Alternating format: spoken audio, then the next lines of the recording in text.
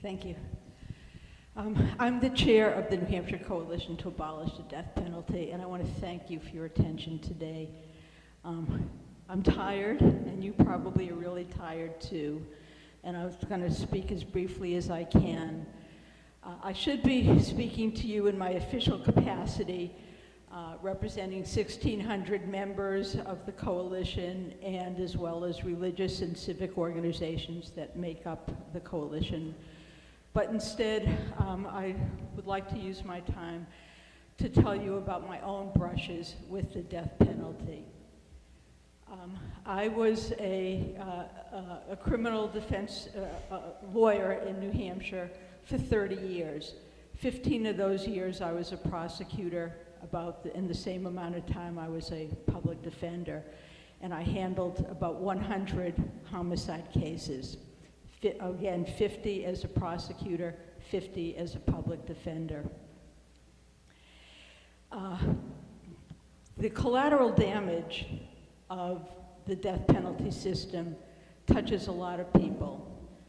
I've spoken to not only murder victim family members, as you have heard today, but correction officers who have had to kill people that they have cared for decades. That collateral damage. Jurors who have served on capital murder trials and have been traumatized for years afterwards. Here's my own experience. Mr. Sisti and Mr. Kronheim talked about a capital murder case that they were involved in the late 80s, early 90s. I was a prosecutor in the New Hampshire Attorney General's office at that time. It was the first capital case that had been brought in years. No one was expecting it, but I woke up one day, read the paper, and found that a capital murder case had been charged by my own office. All of the assistant attorney generals, little assistants like me, were brought into the office to meet with Steve Merrill, who was the attorney general at that time, and the head of our unit, the head of the homicide unit. And we went around. To Steve Merrill's great credit, he didn't assign the case to any one of us. Instead, we were asked to sit around a table and to say who would take this case, who would prosecute a capital murder case. We went around that table, and all the lawyers that I worked with day in and day out, respected, loved, my colleagues, my friends, said no, no, no, no. 2 people agreed to take that case. And I will tell you right now, they were not the 2 people in the office who were the most respected. They were not the 2 people in the office that were the most learned. They were not the 2 people in the office that you would want sitting beside you at trial in that counsel chair. If I have to say, they were maybe 2 of the people who were the most ambitious. They agreed to take the case. No one else did in that office. And then we were in an office that was prosecuting a capital murder case, and that affected every single one of us, because most of the people in that room, like me, went into prosecution because they cared about victims and they wanted to do their best for victims.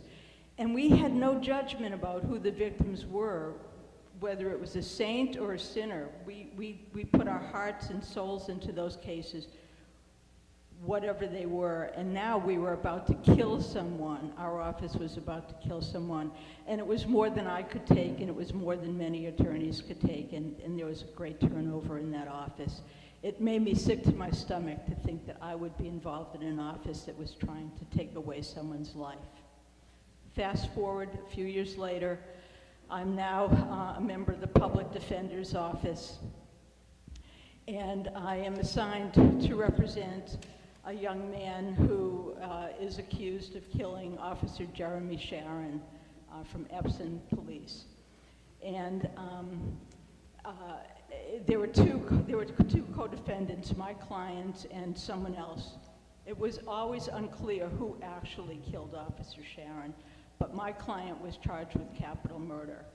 And I spent a year on what's called the mitigation part of that case. In other words, learning about his life, so that, learning everything about his life, so that at the end of the case, if he were found guilty of capital murder, if the jury was considering the sentence for him, I would have to stand up and make an argument to save this young man's life. He was only 20 years old at the time.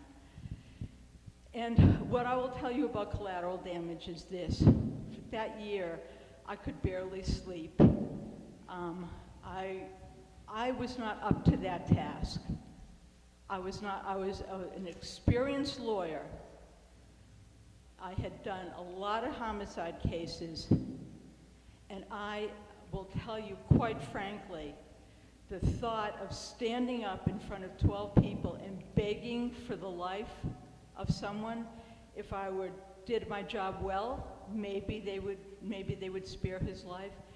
If I didn't do my job well, maybe just because I wasn't good enough, the jury would find the death sentence for my client. And that is too much to ask. It's too much to ask lawyers to take on that responsibility. And I'm asking you, please, think of the collateral damage, the other people that are affected in this system. It's bad. It's time for it to go. Thank you for your attention. Thank you for your deliberation.